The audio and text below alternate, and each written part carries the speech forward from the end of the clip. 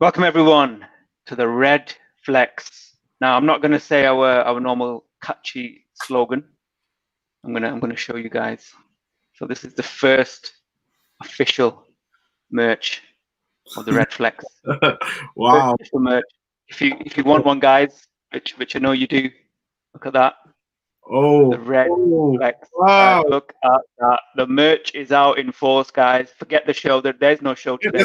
I want one of them. There is no show today, guys. It's going to be advertised. All you want for Christmas is the right there. If you missed out, obviously we couldn't get them produced in time. Mug, innit? You know?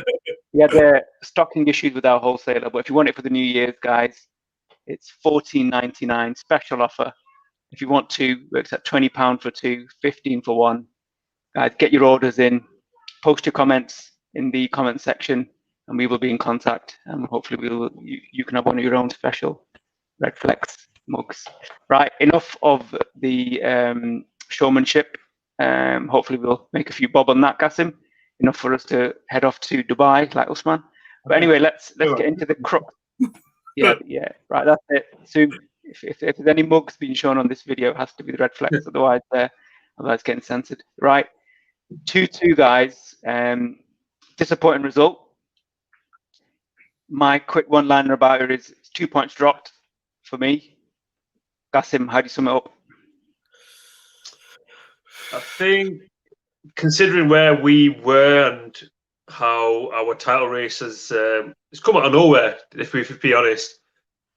In the grand scheme of things, it's not the worst result. However, when you score that second goal and it goes 2-1, you think, wait a minute, what's going on here? Is it actually on?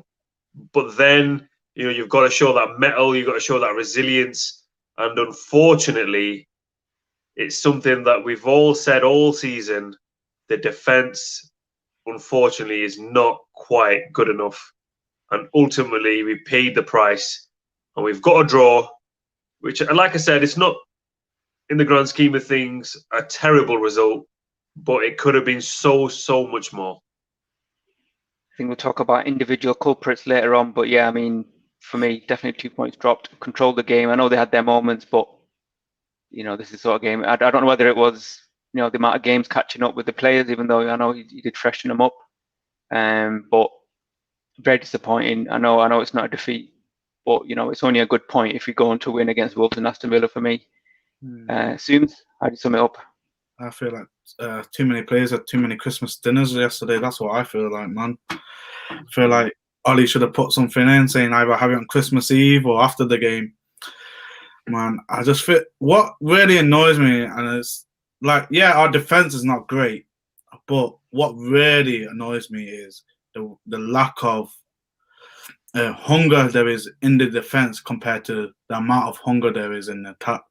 I feel like if players track back more hungry, more faster, just having bodies in the areas, it will support the defense a lot more. And I feel like we're letting the opposition attack straight on and then trying to get it on the second and third ball, whereas we should be dogging them down as soon as they get the ball. Even if you're running past them and there's another one tracking that player, you need to have bodies behind on the defense. We're fast enough on the attack. We just need to be quick on the defense, I believe. I just thought there were moments in the game where we just weren't neat enough and careful enough with that pass. You know, we've got some great positions, great turnovers. You know, we won the ball back many times in the final third, but just that final pass, that bit of care and attention just wasn't there when I know in the previous games it has been. So it was really disappointing for me. Qasim, for you, how did you sum up the first half?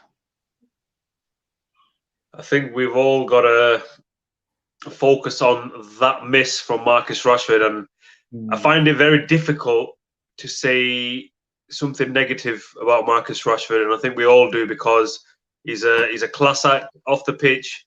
He's a class act on the pitch. He's Man United through and through. But I'm still going to say what I'm going to say is ultimately he's not good enough as a finisher, and it's not just because of this game. There's been countless other games where Marcus Rashford, one-on-one, you're not 100% sure that he's going to score. I'm certainly not anyway. Certain finishers, certain games, you think, wow, this guy's a real finisher. He's a real striker. But in other games, he shows you that he's still got a lot to prove, and his finishing is not good enough, unfortunately. And I think that's a part of the game that he's going to need to improve. Overall, first half, I thought it was a good game in terms of both teams were playing well. There's passages of play where we're playing well. Good press from both teams, and it was quite tight. We go 1-0 up,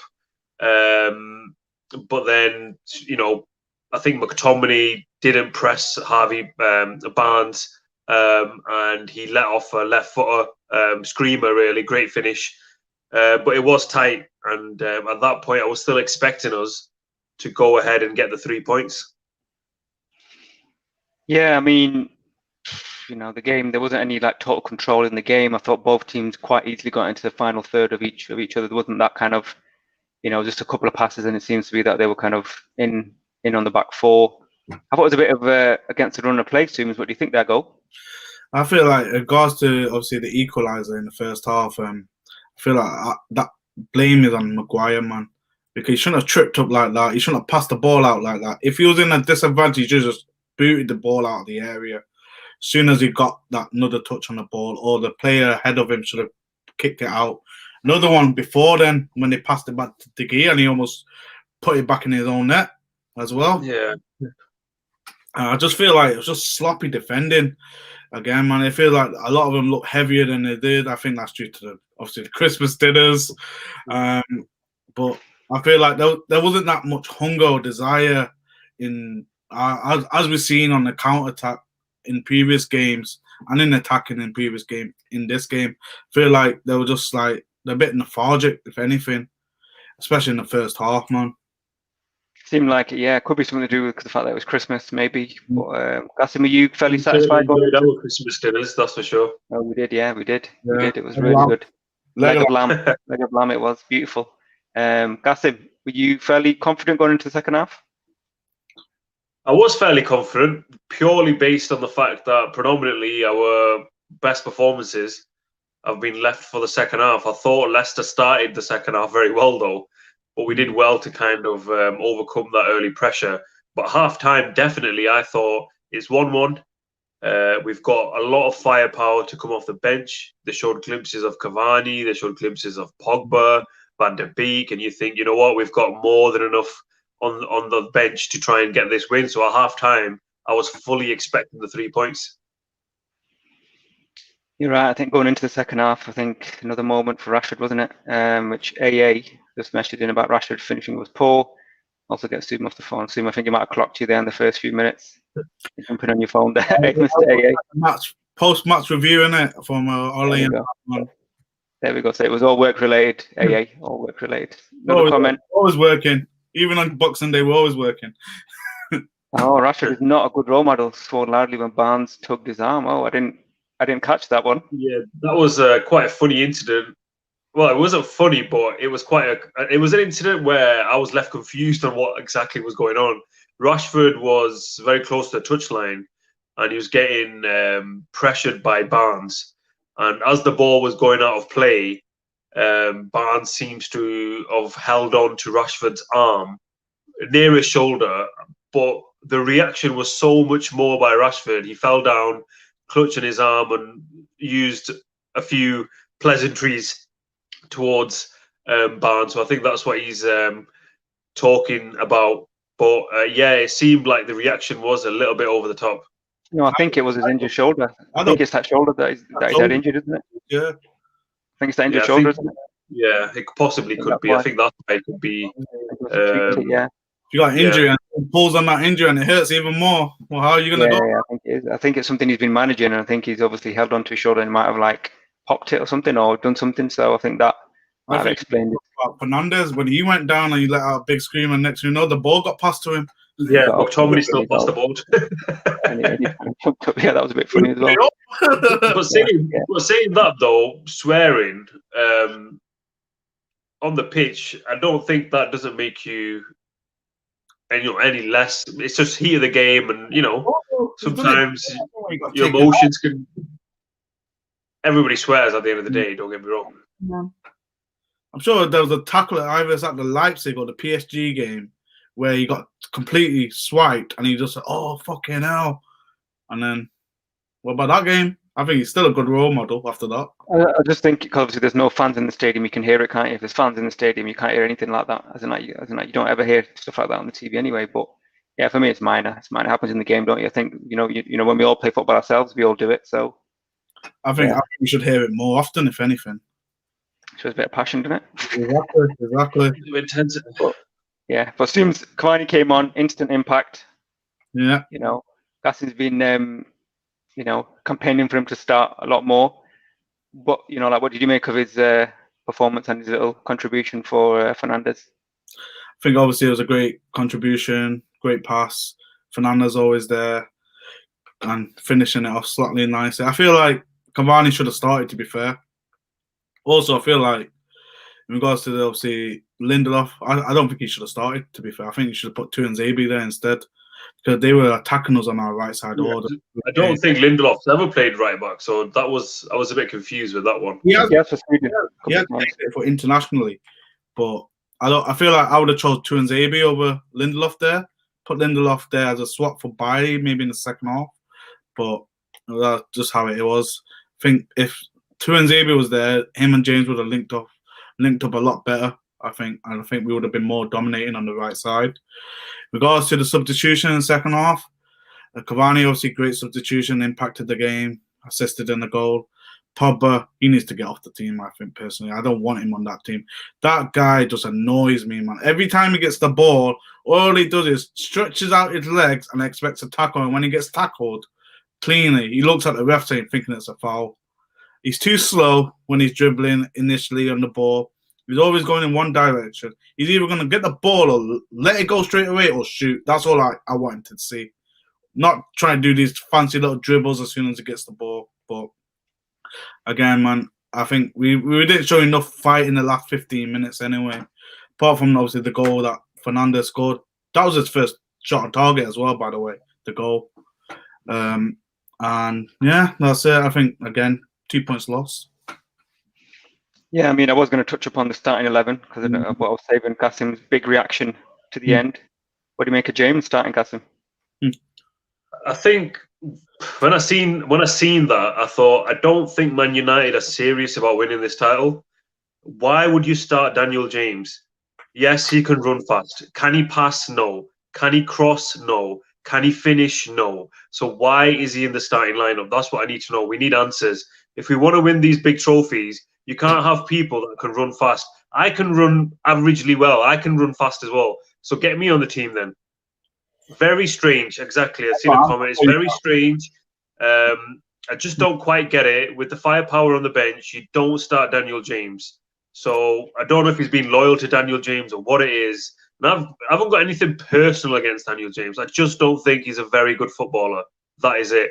And Fernandes was lucky to stay on the pitch as well, I thought I'd add as well. Yeah, I know he did make that little challenge on Evans at the end. I think with James, I think he thought it might have been a similar game where we're going to hit him on the counter. He thought it was going to be that sort of game, but it didn't obviously develop into that. So, yeah, he was very ineffective for me. Comments from AA, Pogba and Cavani should have started, so kind of disagreeing with you, Soom. I don't mind starting, not Pogba, though. I would have put Van der Beek over Pogba, personally. Again, strange not to see Van der Beek a bit more. You would have expected him to have some sort. But I think that injury to Lindelof might have stopped him coming on. Cause I think he probably would have come on, maybe potentially. So obviously that might be the reason why he didn't start. But was there anything better we could have done for the cross 2-2, Qasim? I think Shaw and Fred, if I'm not mistaken, were the ones that were applying the press when the ball went out to the right wing, and I thought they did it quite well. But somehow Leicester still managed to get it down on the right-hand side. It was a beautiful cross. It was fired across the goal. I can't really blame the defenders because of how quick and how strong that delivery was. Vardy's initial shot was not going to be on target. So that little bit of luck kind of, didn't go our way. Hit Tuanzebe's shins, it looked like, and it went into the back of the net. So can't really fault De Gea, can't really fault the centre-backs. One thing that I would say is, though, if Eric Bailly's head, I know we've been through it so many times, but if his head's in the right place, it does look a lot more stronger and a little bit more aggressive. our defence with Maguire rather than Lindelof. Sometimes we can get bullied, we can get get got out quite easily. But with Bailly, you never know when he's going to get injured, when he's going to put his head on the floor. You just don't know what he's going to do, so you can't rely on him, I guess. I think it's obvious why Bailly played. Obviously, the pace of Vardy. Obviously, Bailly's a lot quicker than Lindelof. I think that was the obvious reason why he started. Lindelof up right back for me, absolutely baffling me. Tuanzebe played excellent in the last game, so absolutely baffling why he would start. Didn't work for me. James didn't work for me. So, Ollie's to blame a little bit there, but you're right. Maybe it was the fact there's so many games just after Christmas, they just weren't there. I mean, four home games in a row, Sooms. I mean, our home record's not great, but is that something good for us? Is that something we can look forward to?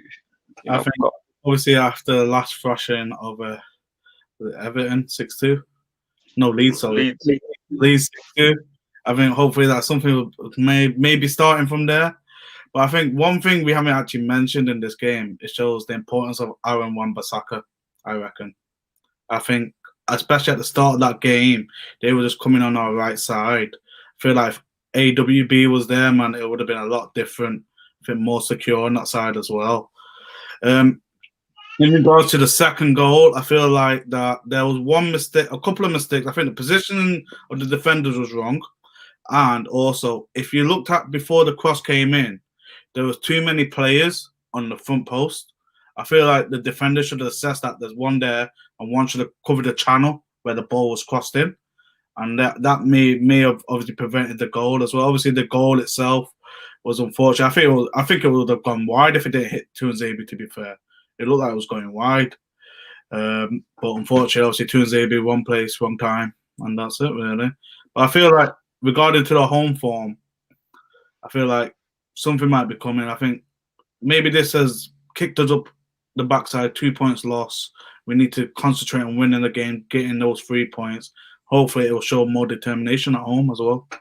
Yeah, I'm disappointed we didn't win. Not only because we would have equalled the record, and obviously would have set it up for the Liverpool game nicely going away and getting that 12-1. But yeah, I mean,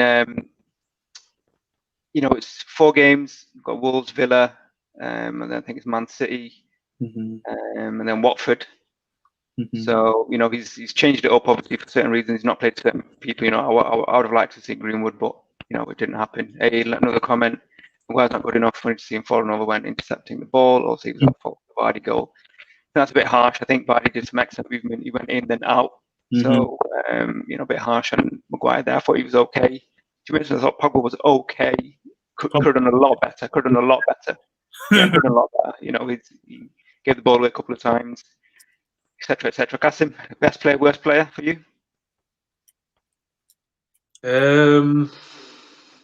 Difficult one because the game was quite tight, so not many people kind of stood out.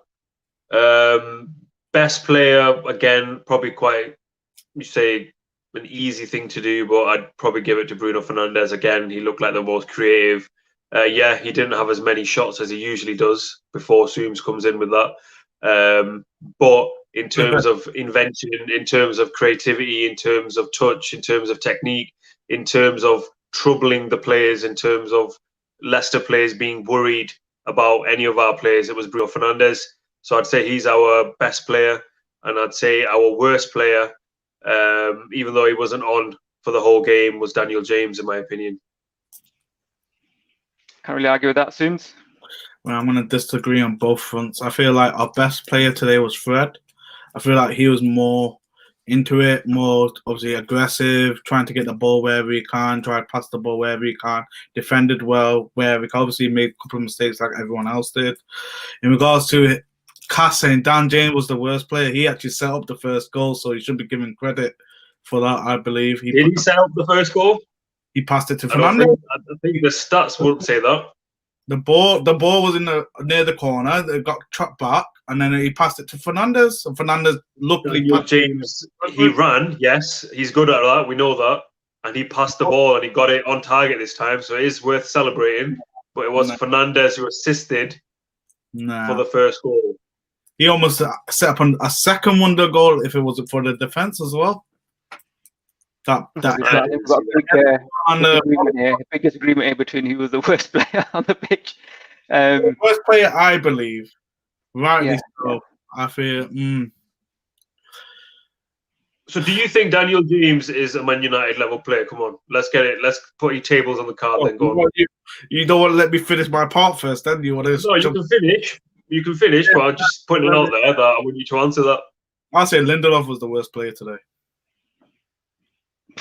That's like Lindelof and James for me. I think partly not his fault, but I think at the start of the game, he was more acting like a centre back than a right back. He was allowing the Liverpool attackers to the byline, obviously on United right. But Dan James, United player worthy, has class. Just asked. I mean, look, I think when it's a 2-2 and we've, normally it's the opposite, isn't it? We're coming from behind and everyone's positive. Yeah, we've come back and we normally win the game. This is a total roles reversal today. We win the league twice, let it slip. I think once it was 2-1, there should have been a bit better game management, and we should have seen that through. Can't be conceding 5 minutes from the end. That's just shocking. Maybe this is the reason why we're not going to be the title challengers. To I think we are challengers. Yeah, but maybe not taking them deep. I think this is the reason why we can't take them deep, because we can't finish teams off. Maybe there's other reasons. If you're a man short or whatever, it kind of Aaron Wan-Bissaka would have made a massive difference, maybe. But it was all down the left, wasn't it? Their equaliser down short. I think he was an acre of the space. Their player, and he just had he had the time just to whip it in, and obviously Vardy the rest. We've got a lot of games coming up thick and fast, so we're going to be on pretty much nearly every day, guys. So do like, comment, subscribe, all that good stuff. We're also on Twitch, and we will have different guests coming on the different shows. So we'll keep it fresh. Got some final thoughts going into Wolves? Final thoughts: disappointment. However, in the grand scheme of things, the point could be a good point. Let's not forget Leicester City are they're second at the moment. So it's not like we drop points to kind of one of the basement boys. So it's a good point away from home. If we can somehow be more consistent at home, get wins over the coming days against Wolves and Aston Villa, which they're not going to be easy games. They're going to be tough games. We struggle against Wolves historically under Solskjaer, and Aston Villa are probably playing the best stuff that they've ever done in the whole history of their club. So if we win those games, we're still in a far better place than we ever expected that we would. Agreed. I think we'll end it on that. I think we've overrun a little bit than what we normally do. But yeah, guys, please stay tuned. Please like, comment, and subscribe, as I said, and we'll be back. It's a Tuesday evening game next, so we'll be hopefully back on Monday with the match preview and the team news. Up until then, guys, take it easy. Peace out.